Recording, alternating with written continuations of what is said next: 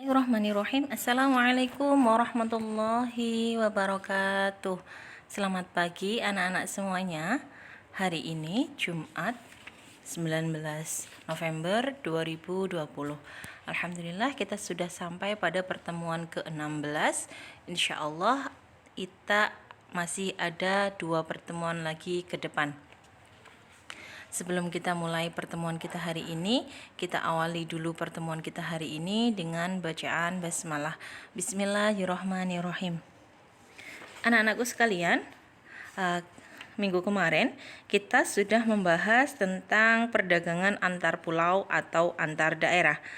Ya, di mana perdagangan antar pulau atau antar daerah ini adalah tukar menukar barang atau adanya interaksi perdagangan yang terjadi yang dilakukan oleh orang atau lembaga dari daerah satu dengan lembaga atau seseorang dari daerah lain. Nah, sekarang kita akan membahas tentang perdagangan antar negara. Apa sih perdagangan antar negara itu?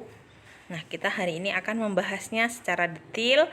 Insyaallah akan kita tuntaskan ya, agak panjang, mohon bersabar. Insyaallah apapun yang kalian pelajari hari ini akan menjadi bekal kalian untuk memahami perdagangan secara menyeluruh. Insyaallah akan kalian jadikan bekal nanti ketika kalian belajar ilmu ekonomi ke depannya.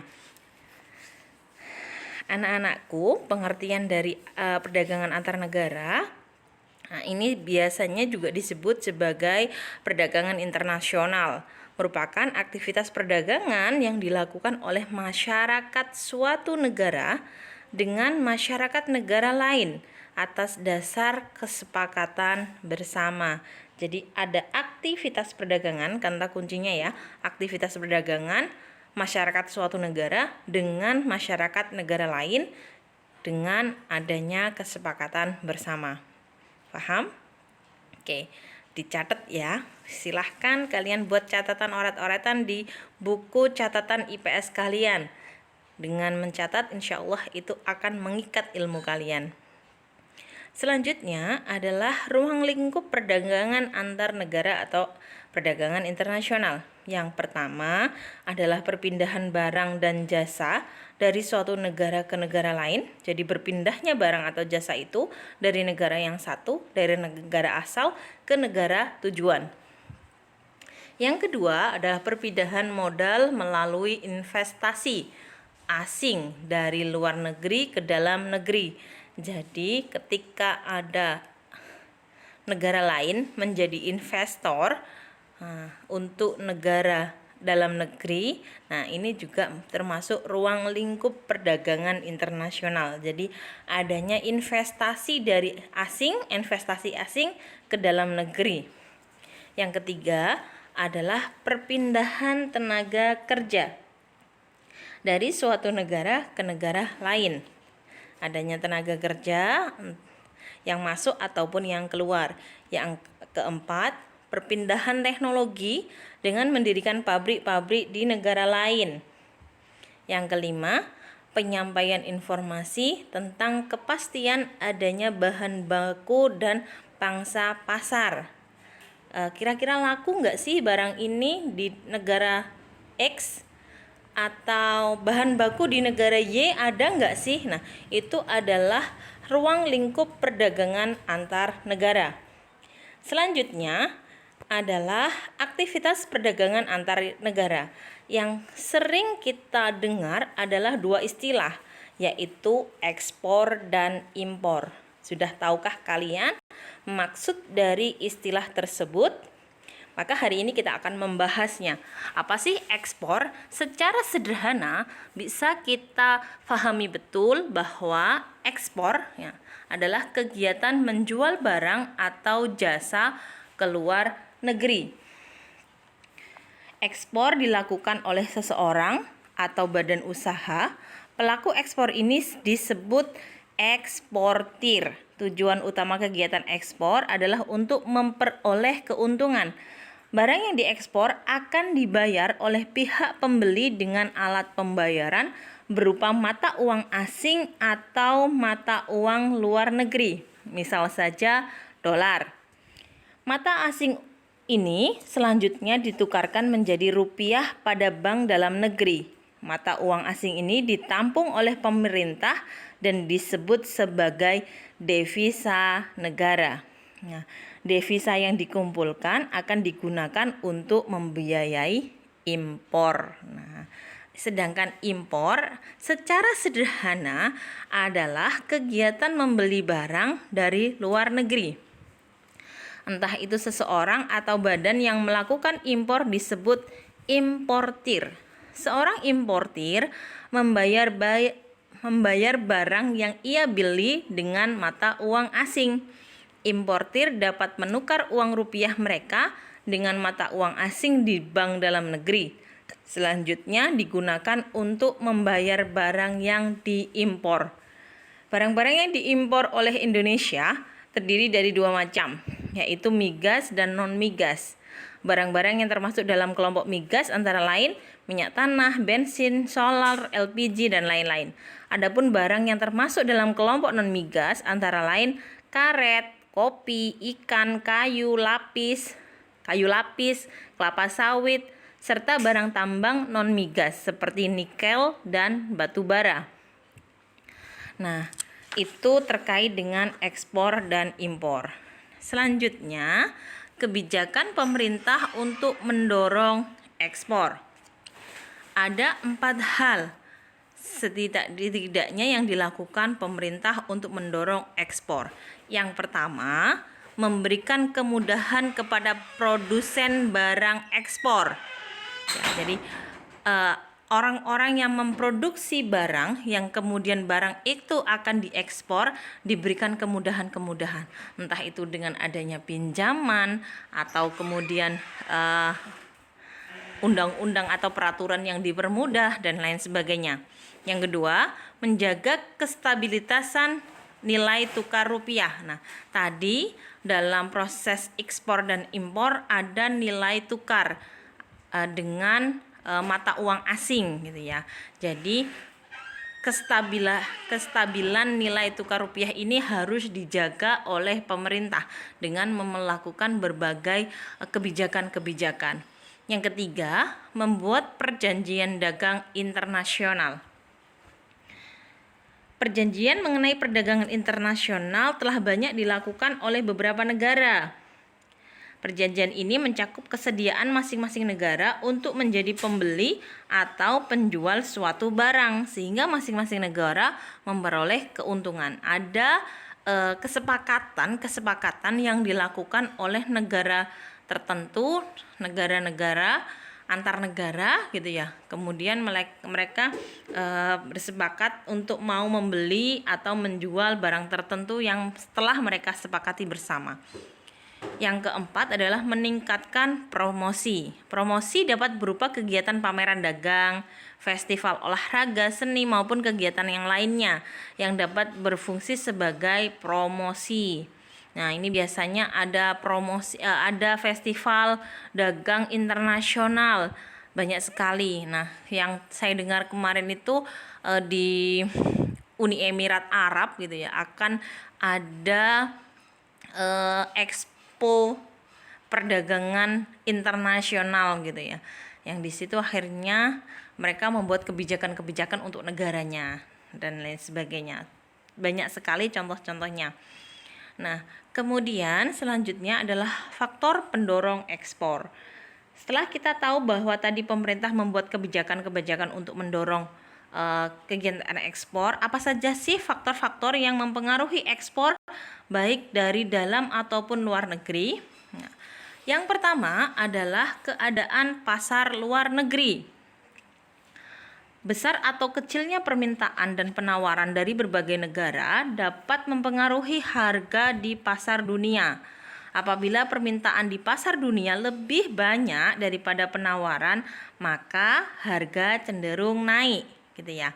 Ingat, prinsip ekonomi itu adanya permintaan dan penawaran. Semakin besar permintaan, gitu ya, dibandingkan dengan penawaran, maka harga cenderung akan lebih mahal. Sebaliknya, apabila penawaran lebih banyak, ya barangnya sangat banyak, sedangkan permintaannya sedikit, yang beli sedikit, maka harga cenderung turun. Keadaan ini akan mempengaruhi para eksportir untuk meningkatkan atau menurunkan ekspornya. Maka kalau nanti kalian berencana ingin menjadi eksportir ataupun importir, maka harus paham betul terkait dengan keadaan pasar luar negeri gitu ya. Nah, semoga di antara kalian ada yang jadi eksportir ataupun importir tentu dengan memperhatikan kaidah-kaidah yang Allah tentukan gitu ya. Semoga perdagangannya berkah gitu ya. Nah, yang kedua, keuletan eksportir untuk menangkap peluang pasar. Seorang eksportir harus pandai menangkap dan memanfaatkan peluang pasar. Dengan kepandaian tersebut, mereka dapat memperoleh wilayah pemasaran yang luas. Oleh karena itu, para eksportir harus ahli di bidang strategi pemasaran. Ada ilmu yang harus dikuasai untuk bisa menjadi eksportir. Setidaknya di sini ada kalimat ulet, tahan banting, kemudian tidak mudah menyerah, kemudian kuat gitu ya, kuat secara mental. Nah, itu harus dibentuk mulai dari kapan? Mulai dari sekarang. Mumpung kalian masih SMP, kalian yang berencana untuk menjadi para wirausahawan atau entrepreneur, maka ulet ini menjadi modal awal. Ketika kalian tidak tahan banting, tidak malu-malu gitu ya, kemudian suka berspekulasi, nah itu harus dilatih mulai dari sekarang untuk bisa menjadi seorang entrepreneur yang hebat. Entrepreneur yang hebat tidak lahir begitu saja, bahkan tidak warisan gitu ya, tidak menunggu warisan, tapi memang dimulai dari sejak dini, memiliki kepribadian yang tangguh, kepribadian yang kuat untuk menjadi seorang pedagang yang hebat. Ingat ceritanya Abdurrahman bin Auf, dimanapun dia berada maka dia akan menjadi miliarder, kalau hari ini kita katakan demikian. Maka dia akan menjadi saudagar gitu ya, istilah dulunya gitu. Karena apa? Dia tanpa modal, dia hanya mengembangkan bisnis. Ketika dia hijrah ke Madinah, apa yang dia lakukan? Tidak ada. Ketika dia hijrah ke Madinah, ditawari harta, ditawari apapun, dia nggak mau. Dia hanya berkata, tunjukkan saya pasar gitu ya. Ketika sudah dia sampai di pasar, apa yang dilakukan? Dia menjualkan barang orang lain. Dan karena keuletannya, kembali lagi ke ulet tadi, maka dia menjadi saudagar yang kaya raya, sehingga sangat terkenal sebagai orang kaya. Abdurrahman bin Auf tak terkalahkan kekayaannya. Nah, ini penting banget. Bisa kalian jadikan teladan untuk kalian para calon entrepreneur muslim dunia. Yang ketiga adalah kondisi sosial, ekonomi, politik suatu negara. Nah, bidang-bidang ini terkait satu sama lain, tidak bisa dipisahkan gitu ya. Ketika ada ketidakstabilan pada salah satu bidang saja, maka bidang lain akan sangat terpengaruh. Contoh, negara tujuan ekspor, kita mau mengeluarkan barang nih, mau menjual barang kita ke luar negeri. Apa tadi istilahnya? Ekspor. Sedang mengalami kerusuhan politik berupa demonstrasi besar-besaran. Nah, misal akhir-akhir ini di Thailand itu terjadi banyak sekali demonstrasi, kemudian di Argentina, di Jerman juga banyak sekali demonstrasi. Nah, ketika negara-negara tersebut menjadi negara tujuan ekspor kita, maka kita harus tahu kondisi sosial, ekonomi, politik di negara tersebut bagaimana. Apakah barang kita itu akan aman ketika sampai di sana atau tidak. Maka harus kita ketahui betul bagaimana kondisi sosial, ekonomi, politik suatu negara. Nah, ini perlu kita pahami betul ya tentang faktor pendorong dari ekspor. Nah, sekarang kita bahas tentang manfaat perdagangan antar negara. Yang pertama adalah memperoleh keuntungan. Tentu ini menjadi sesuatu yang sangat-sangat lumrah atau menjadi sesuatu yang wajib gitu ya. Karena setiap perdagangan nilai yang hendak dikejar adalah keuntungan. Ya, dengan adanya spesialisasi yaitu produk unggul yang khas di tiap-tiap negara, produsen dapat menghasilkan produk dengan efisien. Perdagangan antar negara menyebabkan produsen bersemangat memaksimalkan produktivitas mereka tanpa khawatir kelebihan produknya tidak akan terjual sebab mereka dapat menjualnya ke luar negeri ya. Dia tahu bahwa ada permintaan yang besar atas produknya sehingga dia mengejar produksi untuk dijual ke luar negeri ya, agar memperoleh apa? Keuntungan. Yang kedua, memperoleh barang yang tidak dapat diproduksi di dalam negeri. Setiap negara memiliki sumber daya yang belum tentu dimiliki oleh negara lain, sehingga hasil produksi setiap negara pun berbeda pula. Banyak faktor yang mempengaruhi perbedaan tersebut, antara lain kondisi geografis, iklim, penguasaan teknologi, dan lain-lain. Dengan adanya perdagangan antar negara, setiap negara dapat bertukar hasil produksi untuk memperoleh barang yang tidak dapat diproduksi di negara mereka. Yang ketiga adalah menjalin persahabatan antar negara. Selain tadi memperoleh keuntungan, kemudian memperoleh barang yang tidak diproduksi dalam negerinya. Misal di Indonesia ini di masalah teknologi belum bisa memproduksi, akhirnya ada kebanjiran dari negara-negara lain gitu ya, entah dari Korea, dari Cina dan lain-lain. Maka ini kita beruntung gitu ya dapat barang-barang itu gitu ya. Nah, selain itu yang ketiga manfaatnya adalah menjalin persahabatan antar negara-negara tersebut.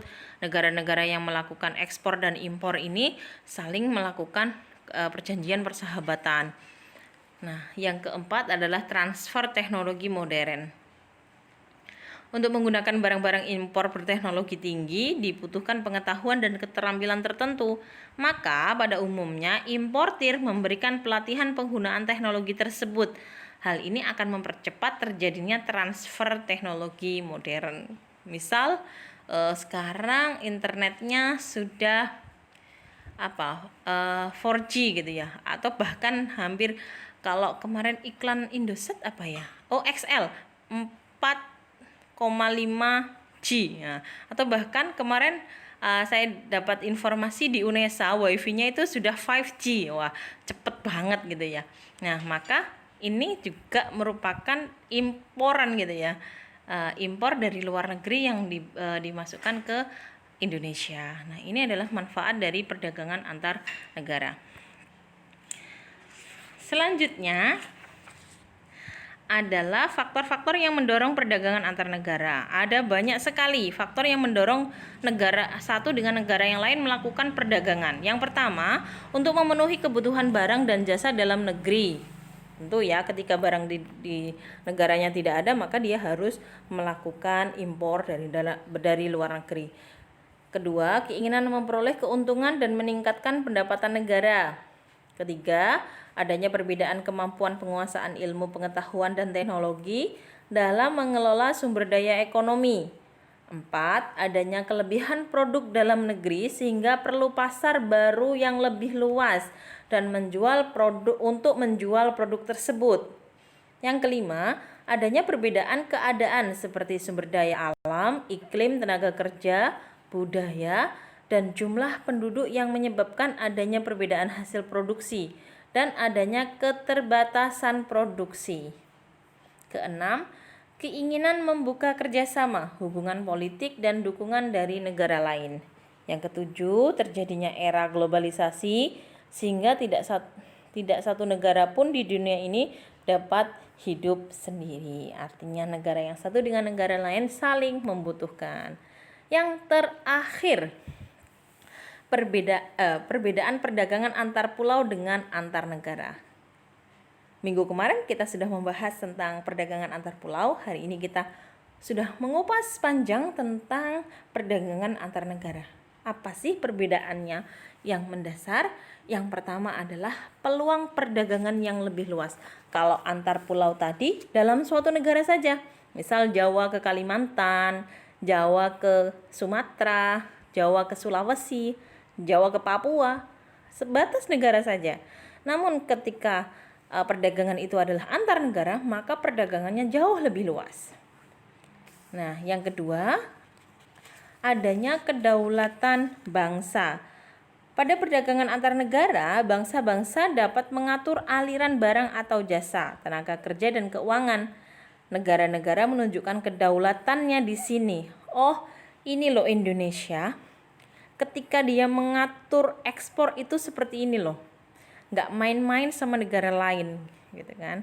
Dia benar-benar sangat hati-hati dan memensejahterakan petaninya, sehingga dia nggak ngekspor padi misal, beras misal. Maka kelihatan kedaulatan negara itu dari sini, dari perdagangan internasionalnya itu bagaimana.